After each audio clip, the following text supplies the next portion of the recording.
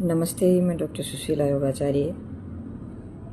आज आपको एक ऐसा नुस्खा बताना चाह रही हूँ जो बालों के लिए बहुत ही अच्छा है। हालांकि मैंने मेरे YouTube पे बहुत सारे वीडियो डाल दिए हैं बालों के लिए, वो भी हैं, योगासन भी हैं, सभी उसका भी आप ख्याल रखें और यूज़ करें उसका। लेकिन एक बात फिर से और बालों के लिए आपके समक्ष में प्रस्तुत करना चाहूँगी कि हमारे शरीर में जैसे बाल हैं, ये कमज़ोर क्यों पड़ते हैं। हमारे शरीर में बाल कमज़ोर पड़ने का कारण, हमारे शरीर में बीमारी आने का कारण और हमारे शरीर में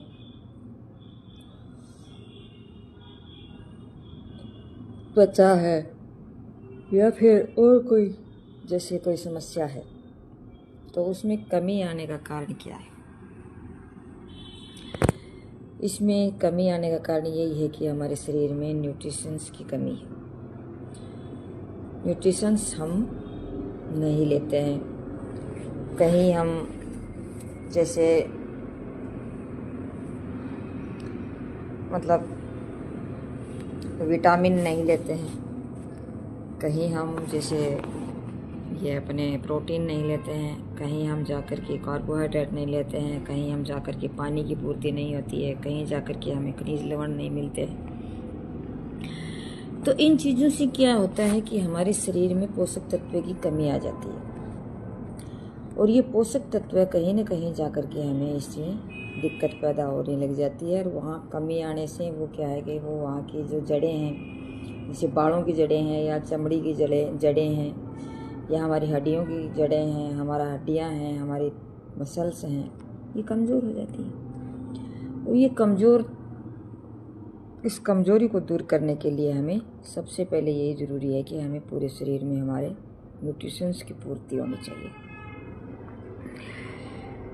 अब जैसे कोई गठिया का पेशेंट है, तो गठिया के पेशेंट के लिए खटाई और गठिया का एक कुत्ते बिल्ली का सा बैर है।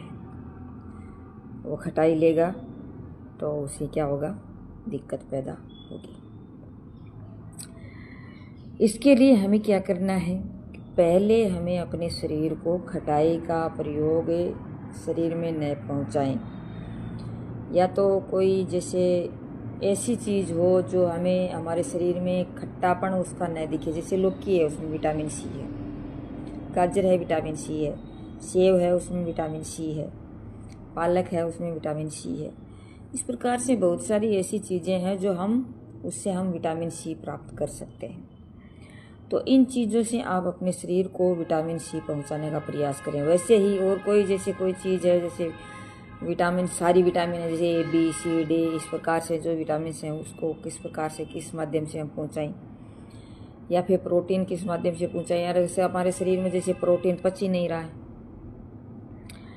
तो उस प्रोटीन को हम जैसे शरीर में किस प्रकार से पहुंचाएंगे, बचेगा ही नहीं। तो इससे क्या है कि हम जैसे प्रोटीन का, जैसे हम दाल लेते हैं तो दाल में प्रोटीन होती है, तो उसका सूप पिएं, उसका पानी पिएं और धीरे धीरे वो अंदर जाएगा। तो उससे हमारे शरीर के अंदर पोषक तत्व की पूर्ति होगी, प्रोटीन की पूर्ति होगी और धीरे धीरे हमारा शरीर है वो धीरे धीरे बढ़ेगा। नॉर्मल थोड़ा बढ़ता ज़्यादा बढ़ जाएगा। फिर जाकर के धीरे धीरे वैसे दाल खाने का प्रयास करें या खिचड़ी खाने का प्रयास करें। इस प्रकार से ऐसे ही हमें विटामिन सी है और है जो हमारे शरीर में सेट नहीं हो रहा है, तो उसे थोड़ा थोड़ा लेने का प्रयास करें। पहले क्या है कि मैं भी ऐसे ही करती थी कि नाना इसको तो नहीं खाना है, बिल्कुल भी नहीं खाना, खाएंगे तो दिक्कत होगा, और दिक्कत होती थी। लेकिन धीरे धीरे योगासन के माध्यम से या खान पान के माध्यम से, अपने विचारों के माध्यम से अपने आप को मजबूत या बलिष्ठ बनाने का प्रयास किया। थोड़ी थोड़ी मात्रा में लेने का प्रयास किया। 1 दिन लिया, 2 दिन नहीं लिया, 5 दिन नहीं लिया, 1 दिन ले लिया। इस प्रकार से धीरे धीरे करने का मैंने प्रयास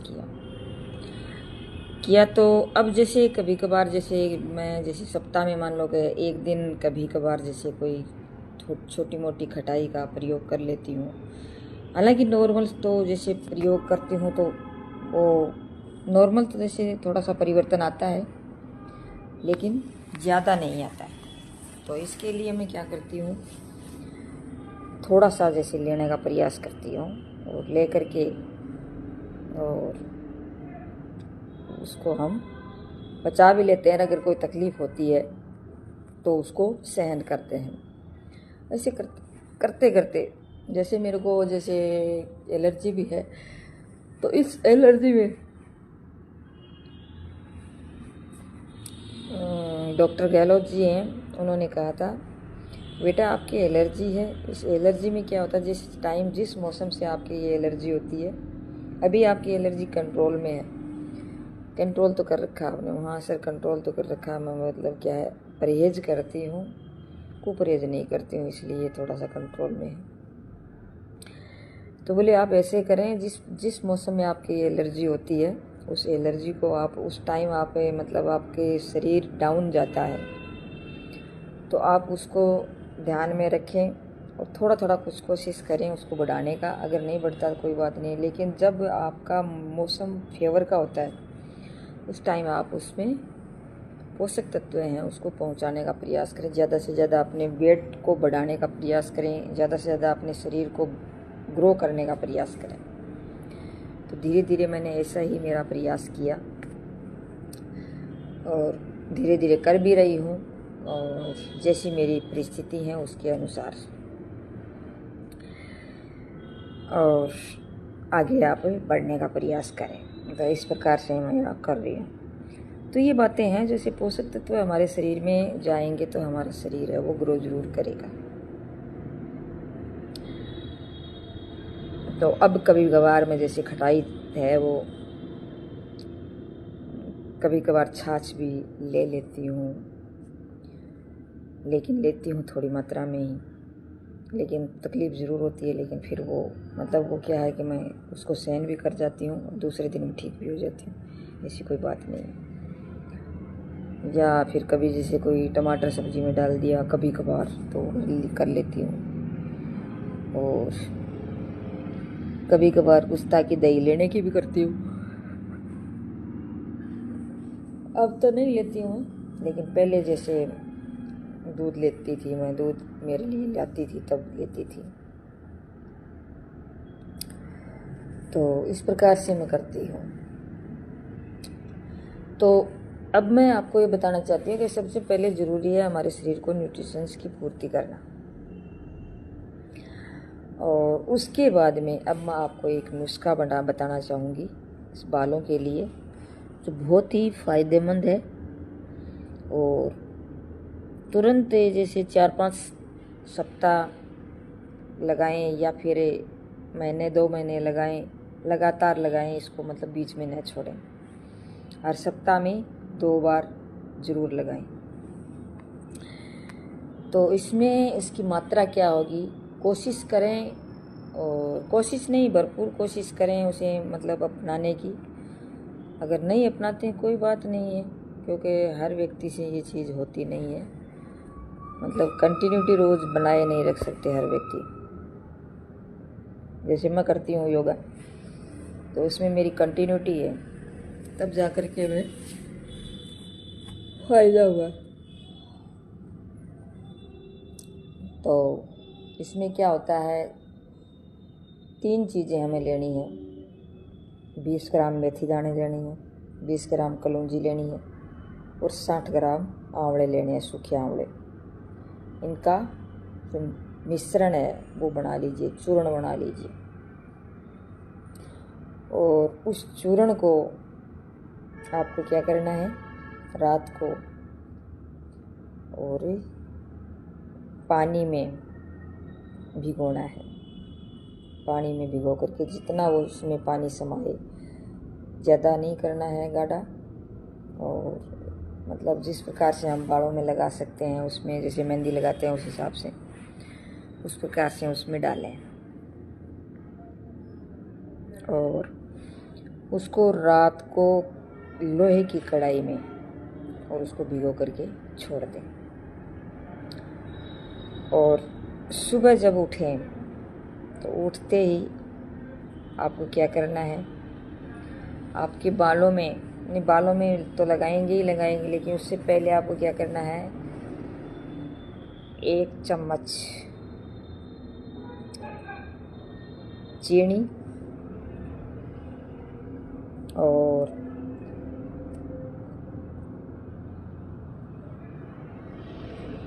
1 चम्मच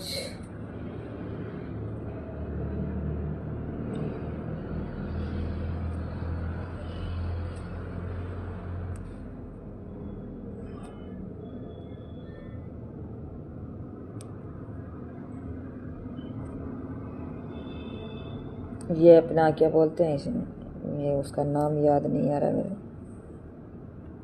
उसकी चम्मच 1 नहीं डालनी है, हाथी छाप तेल आता है, उसकी 3-4 बूंद इसके अंदर डालनी है। और थोड़ी मात्रा में 1 चम्मच जैसे कॉफ़ी पाउडर डालना है और उसको अच्छे से मिक्स कर लेना है। और मिक्स करके अपने बालों में लगाना है, प्रत्येक जड़ में लगाना है। और लगा करके उसको आधे घंटे या 1 घंटे के लगभग आपको वहाँ रुकना है। रोक करके और फिर उसको वॉश कर लेना है।